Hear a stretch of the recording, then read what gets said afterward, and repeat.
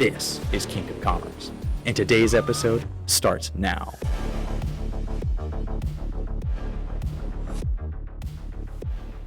Welcome back to the last episode of Season 2. This is the Kingdom Commerce Podcast. I am your host, Cooper Peterson, joined by the Red Rocket co-host, Luke Reichbost, sponsors, Scott Moffitt, Joe Abraham. It's always a pleasure to have you here. In this final episode, we got two main things we're going to cover. First, we will interview Will Woods, a student here at Cedarville who's doing some great work with podcasting and his desire to inspire other Christians. Furthermore, we're going to be doing a recap of Season 2 and some of our plans for the future. We're happy you're here. Let's get rolling. Hey guys, welcome back to this segment of Kingdom Commerce. We have a special guest with us today. We have Will Woods. He's the creator of the Da Woods 2 podcast. He's a freshman at Cedarville University, one of the officers of our entrepreneurship org. We've actually been on his podcast last night, and it's been great to get to know him recently, and he's doing some great work. So we're just going to interview him, ask him a few questions about what he's about, his movement, what he's trying to create, and how he can inspire you guys. Also, are you 18 years old? 19 years. He's 19 years old. He's doing some amazing stuff. So, Will, can you tell us a little bit about what you're up to, your podcast, what your aim, and how you hope to inspire people with that? Yeah, the That Was 2 podcast formed back in April. I've always had a passion for video ever since first in a homeschool co-op I was a part of. I took a video class and we did a 10-second video about a tree. And from then... A tree? About a tree. It was like, get 3 angles of a tree. And I did it, and I fell in love with it, and I've just been involved with it ever since. I've worked for my dad since 8th grade. So video, content creation, and marketing has been a part of my life for a while. Have you been a creative kid all your life? Like, was the creative side of you always there? I don't know if I would say creative Music, necessarily. art, whatever. I hated piano when I started. Yeah. I got into piano. Yeah. I was always I just like to work. Mm. Like I found now, like that's why I majored in marketing, not necessarily broadcasting, is I do enjoy video, but that's my skill. Okay. I enjoy the business working with all steps, pre-production with the screenwriters and the storytellers, the people who do all the sketches and stuff. And then I like to work with the editors and the people on set and everything surrounding it with marketing. So I've formed from my creative side. I do believe I lean more towards business, but I'm a creative within business. Do you think any of that has to do with the fact that you come from an entrepreneur family, like your dad was an entrepreneur? What influence did that have on you kind of being a little bit more outside the box? Can you even explain working with your dad for the audience and those listening? Yeah, I mean, having an entrepreneurial family is huge because my grandpa, he wasn't necessarily an entrepreneur, but I guess he was actually. He was an intrapreneur. He worked within banking groups and coal and all of that, and an extreme hard worker. We have a farm that I've worked on since I was 9. Yeah. So that's where you get the grind set mindset, where it's 12-hour days in the heat of the summer. And so that's where I really started to learn to work. And then into the agency, my dad never treated me as necessarily an employee, and he doesn't treat anyone within the company an employee. They work with us in our mission to help manufacturers in the B2B space. So I've just worked with him. He's given me opportunities to lead projects. So then your dad does B2B manufacturing marketing, correct? Yes. Just for those listening. Full service B2B manufacturing marketing through 50 Marketing. And he's given me projects to lead. I led a learning management system we did for one of our clients. We had an ESPN commercial we were going to do. That was one of my first big projects. COVID killed that. No. And that hurt a lot. But you got to be part of the planning and the thinking and all that. Yeah. I actually was on the sales pitch with him. We both had 2 different ideas, and we were like, okay, let's run with it on our own. And I beat him. So I got it. I got the winning idea, and then, COVID happened. But that was an incredible experience. So like Cooper was saying, now you've embarked on launching your own podcast, which is just as entrepreneurial as anything else, because, if you build it and hope that people will watch and listen, and you figure out who your target audience is and who your customers. Talk to us really quickly about how you went about the journey of idea for a podcast to launching it. Yeah, the idea for the podcast stemmed from a problem and an issue that I had, which was information regarding college and life. Mm. I had debates on whether I wanted to be a varsity soccer player because I Mhm. played high level soccer all of my life. And I was like, I don't know if I want to spend the time for that because I want to devote stuff to the business side that I like to do. And so I just didn't know. Mhm. So I started the podcast. I was like, okay, I'm just gonna start researching stuff. How is it transferring credits? How is it entering a college? And what's the experience like at college, finding friends? Is there loneliness? Is there not? How do you get out there?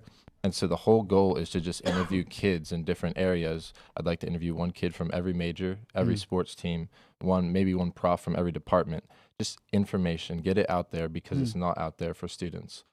Just so they know what they're getting into when they come to college. So you're involved in numerous different orgs. One of them you said was the entrepreneurship org here. How have you seen your involvement in everything grow since you've come as a freshman? Yeah, I mean, with Q, Annie Alexander, and the whole officer team just brought me in right away, which was amazing. Carrie Brunner invited me to the first meeting, and I was just like, yo, I really want to join this. I want to get involved. And I was involved with the pitch right away. I helped with the event coordination, like right off the bat, which was an amazing experience. And just being able to see the outreach that Q has done and see what some of the orgs has done has been just incredible. The opportunities that have come from that have been great. I like to ask other entrepreneurs what their why is because, you don't have to be doing this. You're making a podcast. I don't believe at this point it's monetized. So no one's paying him $1 million. So no one's paying you to do this. Not This is there's a passion, there's a motivation, there's a why behind what you're doing. Could you kind of explain that a little bit? Yeah, I believe entrepreneurship is really just finding a problem and then figuring out how to monetize helping that problem and serving that audience and serving those people. And so my why is I want to create to inspire. Create to inspire others to create as well or to start businesses. I think every entrepreneur has a creative side to some extent within them. So I think Would you say that's your personal mission statement? Yeah, create to inspire. Yeah, actually, Carrie Brunner, like we've run with it. That's my mission statement. I want to create to inspire others. Specifically, I think Christians need to start creating and building more. Absolutely. I think there's a lot of creators out there, like on YouTube, the influencer space. Doesn't mean you have to start a Bible study. Just go out there, be a teacher. There's a lot of math teachers on YouTube. Be a Christian math teacher who just teaches in a godly manner. The way you act will influence other people and it will shine his light. It will inspire others through the way you act and then shine a light on him. Wow, that's amazing. Okay. I know we have a lot that we just talked about, but like, what's your goal? Where are you looking to go with this? I know you're just a freshman now. So let's say, what's your goal for in college? And then what's your goal post-college and where you see? Yeah, my goal, it kind of stems from, do you guys remember Vine? Yeah. When Vine came around? Well, a lot of those creators started in Ohio University. Logan Paul, Jake Paul. I know people that went to school with them there. And a lot of those guys were there, and then it boomed into the boom that happened there. My goal within college and after would be to have a Christian creator boom of creators, where there's a multitude of dozens, if not hundreds of Christian creators in colleges or outside that are just going into culture, serving others, getting involved in every aspect, business, teaching, influencing. I think that's my dream goal is we need more Christian creators out there. And just, I think creators in general, those who are influencing and helping others. And that would be my goal, is to get as many out there as possible. So then what about within your time here at college? What are you looking to do and accomplish? I know you're involved with Q, might be involved next year as a sophomore, might be involved in other orgs and groups, but how do you see that for yourself? I mean, at Cedarville, I would like to see a mobilization of the idea of creating. I would like to get groups of people on the train of like, hey, let's create, let's build within what we're doing. Having a vocation is not a bad thing. Making money as a Christian is not a bad thing. Even like in my Bible class, we talked about Luke and the Pergamum papers, the letters that he wrote. He was a doctor, a scholar, honored, and that's how he influenced a highly honorable Roman citizen to actually end up becoming a martyr. And that's because he was in a position of honor and power and prestige from the work that he did in his vocation as a scholar. So I think Christians can do the same thing, just like the state representatives we have out there that are fighting and the big leaders that we have out there in the business world. I think we just need more of them. And Christians think that through ministry, that's the only way we can do it.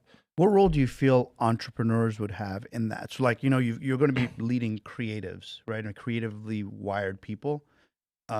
What's your picture, or do you have a picture for what entrepreneurs like these guys who are going to go start cool businesses have in that movement that you want to create? I think entrepreneurs are going to be what determines if we can plant churches in the United States over the next few decades. I think the movement, the synergy initiative that Cedarville is launching, and all these church plant organizations, they won't succeed unless entrepreneurs help. We need entrepreneur businesses. We need Christian business leaders. We need them to take their skill set of figuring out just the kinks and the finances and how to work stuff to help those in ministry focus on the relationship with the people. They need to help with the organization and just the finances. The finances is a very big thing. Like ministry is supported by us. We can't just go to random investors and say, hey, we got this idea. They won't have the vision because they don't have the Holy Spirit within them. I think entrepreneurs might be one of the most important things when it comes to planting churches in the United States, let alone the world. I think I almost feel like we want to take this time we've spent together and kind of have it standalone, because I think, a lot of entrepreneurs, you guys are encouraging me, you got to know your why. Even in the last episode, we were talking to Crown. They're like, you got to have a why. And for those that don't have a why, they probably need to watch this and go, oh, that's a why. Like, I want to be an entrepreneur so I can be part of a movement like this, so I can be known in 10 years or 20 years as someone who impacted some of these outcomes. That's a pretty good why. So then, are there any wrapping up questions that we might have, or things we want to talk about briefly with Will while we still have him here with us before he has to go? Yeah, Will, what are some of is there one or two challenges you faced in this early journey? And then I also love for you what encouragement do you have to people who may be creative like you or have ideas but are stuck or don't feel like they can take that next step? So what challenges have you faced and what encouragement do you have? Yeah, I mean, a big challenge is just consistency. Being able to continue to post, continue to work whenever you feel like it's not being validated, or at least in your mind. Being able to post once a week or even daily, whatever the goal is very hard. When you've got school and 100 other things going on. A lot going on. So it's like you have to figure out, I don't think balance is the right word, because people think balance is like everything's like this. Nothing's rarely ever like this. There's times where you're just working a lot. It's like those 70, 80-hour weeks. But then there's some weeks where there's less. So it's figuring out how to stay consistent, and that's been a big struggle. Whenever there's transition from work in the summer to then college, and then you have winter break and all different breaks. So whenever you're in college, consistency is very difficult. And then not motivation. I don't like to use that word necessarily, but staying disciplined in order to be consistent. That's when all the results thing. Aren't in front of you, right? You're counting on vision. You're operating on just passion. How do you stay the course? Yeah, the goal is what keeps you going. You have to have a goal in order to create a plan to get there. A goal is just a dream, but if you make a plan to get to the goal, that's how you can succeed. So you need to write out what you want. So what would that word of encouragement be based on some of that even? Like, what would you say to someone who feels scared, alone, maybe stuck? Thoughts? I think if you write out what your goal is and whatever it is, that puts it on a piece of paper, and then you can slowly figure out how achievable it is from there. If you just have this idea, it's just there. It's just out in the air. It's in your brain. You're just like, I have no chance of getting there. But if you write it out and then start to bring it down, it's like the idea of time and motion by Frederick Winslow. Like you have this idea, this job, this assignment, break it down to subsequent tasks. And then from there, you can figure out like one bite at a time. And who do I need help from, and what's missing, and all that stuff answers. Yeah, hire and delegate in your weaknesses, and then really emphasize on your strengths. Justin Powell, we talked with him. He talked about that a lot. You can't enhance all of your weaknesses. They're a weakness for a reason. God gave you a strength for a reason.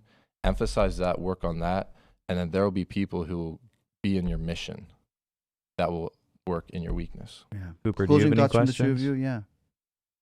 I don't have a question. I just want to say thank you, Will. I mean, he's been an inspiration to me, and I hope he's been an inspiration to you guys. Absolutely. You know, he's busy. He's a full-time student, and he's doing a great job with his vision to inspire others. And he's put I've seen him put a lot of work in the Dawoods 2 podcast. He's helping out with Q. So for those who feel like they're stuck or they don't know what to do, you know, just take the first step. Figure out your why. Why are you doing this? What's the vision? It's not all about money. You know, it's about building the kingdom of God, and that's what we're doing here at Kingdom Commerce. Awesome. So thank you all for watching this segment. Catch you in the next one. Awesome. Thank you guys for having me. Yeah. Thanks for coming. Season 2 has been a wild ride. We've talked about some really meaty content, some very potentially controversial content. We talked about how to do this all from a biblical worldview. We've had some great interviews. And we're just going to kind of do a little recap and discuss that. First off, guys, what are some polishing off thoughts about market research and the steps to market research? From episode 1. Yeah, I mean, really the biggest takeaway that our audience should have is starting with the end in mind, you know, and knowing what you're getting involved with, what you're up against, who you're up against, and really clearly defining what that offering or that value add is, value proposition for what's going to make your company successful. I'd say my encouragement to our listeners is there's no perfect way to do it. You won't get it done right perfectly. Just do something. Like we heard from some of our startup interviews, they didn't go through like the cookie cutter perfect process, but everyone did a little bit. And I think that's what you're called to do. Be responsible. Don't just run into it because you think it's a good idea. Do just something and you'll be more successful for it.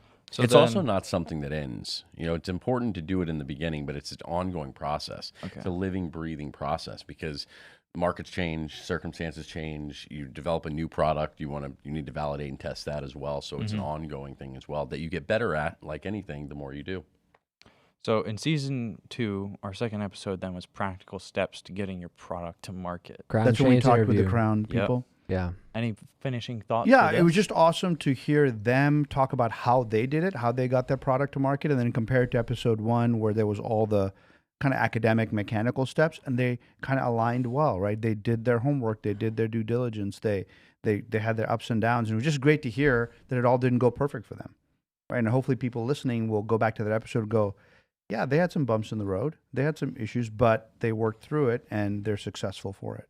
Super impressive. I mean, hearing their story, my biggest takeaway from them is, you know, yes, they sell chains, but they're much more than that, and their movement is much more than that, and they make it a point to include that in the community aspect, and that's what's going to stick, because ultimately people, when they have a certain degree of success, people are going to knock them off. There's going to be competition, but it's the brand and the community that's going to keep them being that leader in that space.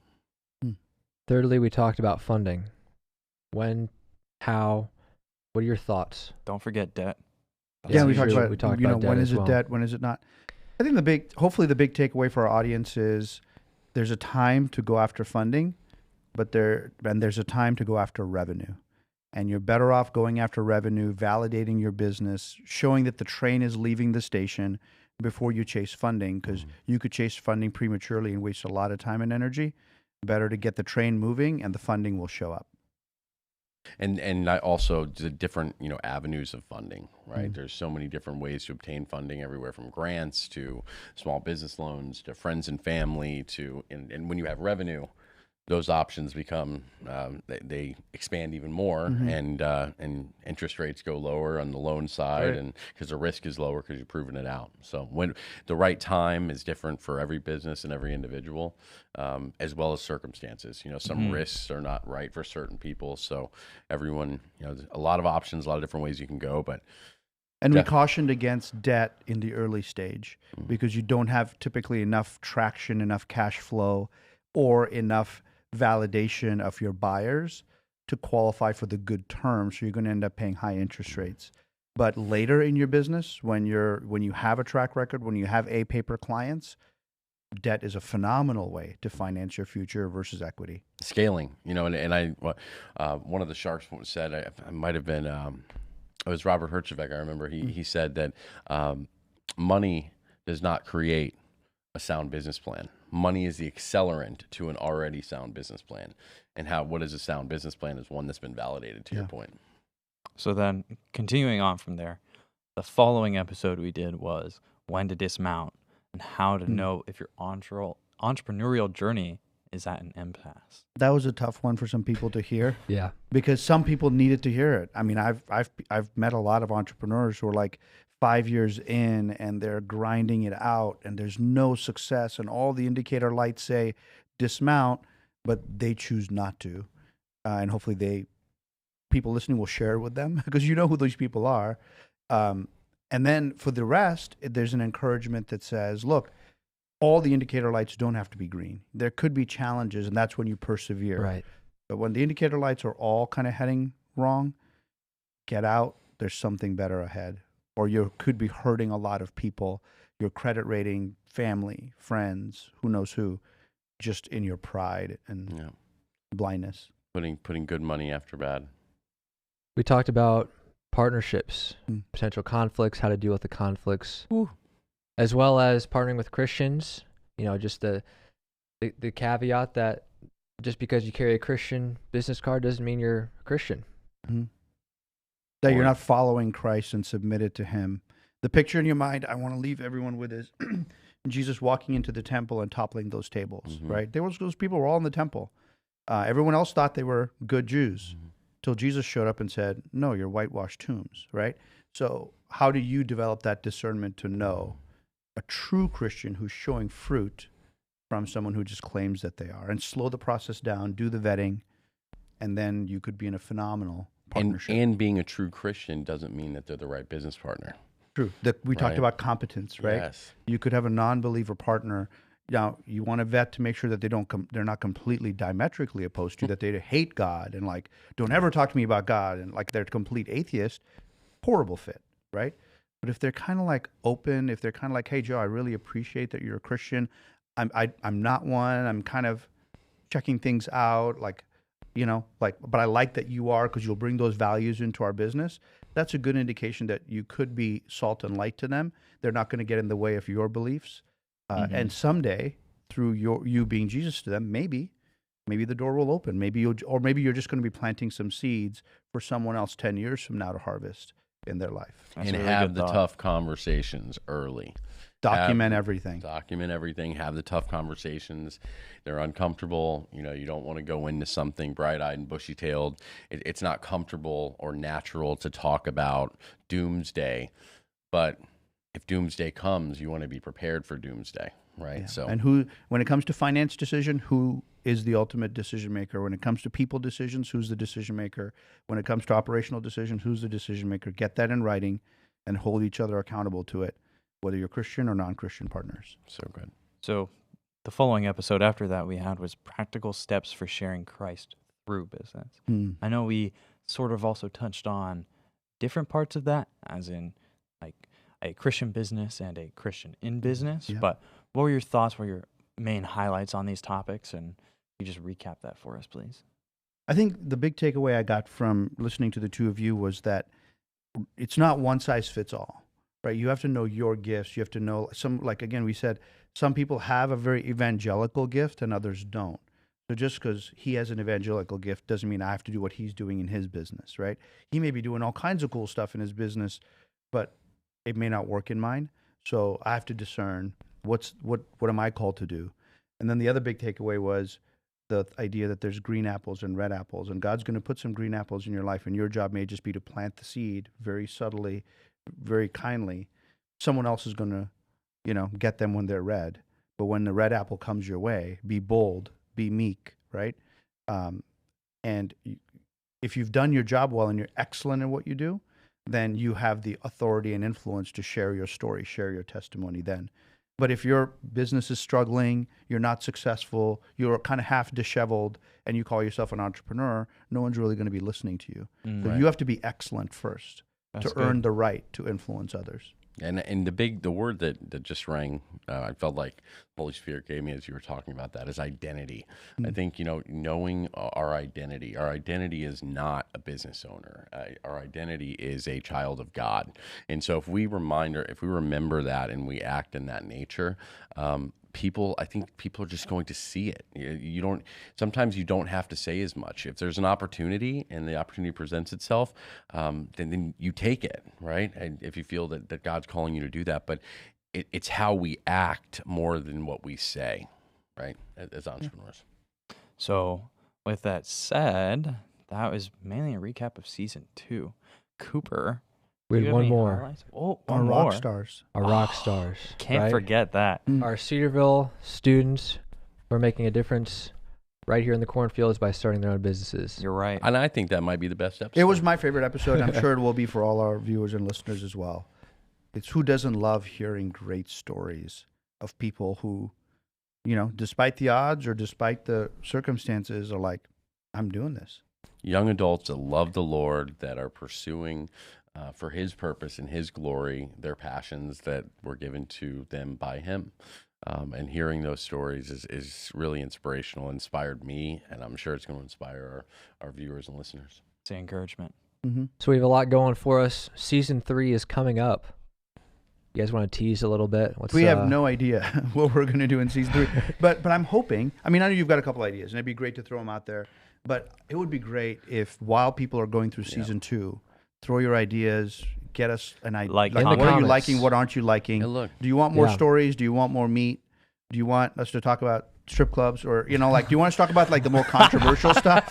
Do you want us to talk about the more controversial stuff that Right. you come up with in your life, right. or do you want us to just get into the meat and potatoes of step 1, step 2, step 3 of how to build a business? Right? And Just that's- give us that feedback. And that's a perfect example of what we just talked about in season 2, right? Is delivering what your target market wants. So help us with that.